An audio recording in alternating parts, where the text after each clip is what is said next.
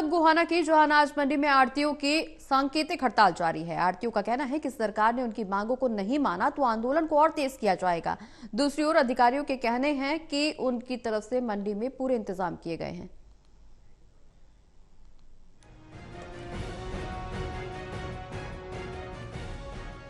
गोहाना की अनाज मंडी market committee सचिव के गेट के बाहर अपनी मांगों को लेकर मंडी के आढ़तियों की सांकेतिक हड़ताल जारी है।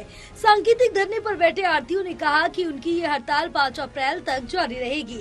अगर सरकार ने उनकी मांगों को नहीं माना तो वे अपने इस आंदोलन को और तेज करेंगे। सरकार आए दिन नए कानून लाकर आढ़तियों और व्यापारियों को बर्बाद करना चाहती है। किसानों की फसल अगर सरकार सीधी खरीदने लगी तो मंडियां बंद हो जाएंगी और आढ़ती बर्बाद हो जाएंगे, जिसके चलते आढ़तियों की मांग है कि सरकार किसान की हर फसल पहले की तरह आढ़तियों के माध्यम से खरीद करे। वहीं गेहूं पर उनका कमीशन 2% से बढ़ाकर 2.5% करने की मांग की।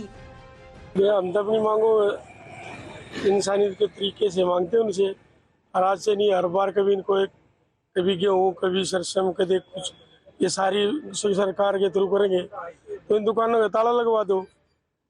इन दुकान क्यों खुलवा रखी है?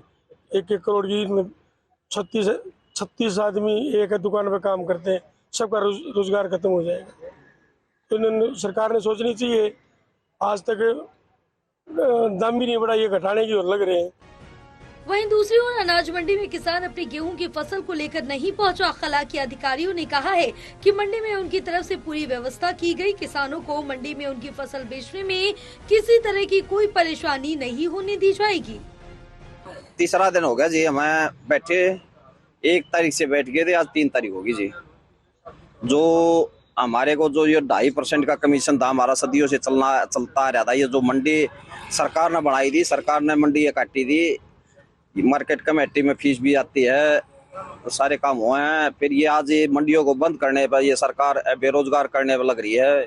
भाई आढ़ती बेरोजगार हो जाएगा, भाई मुनीम है और लेबर है, लाखों लोगों को बेरोजगार करने पर तुल रही है।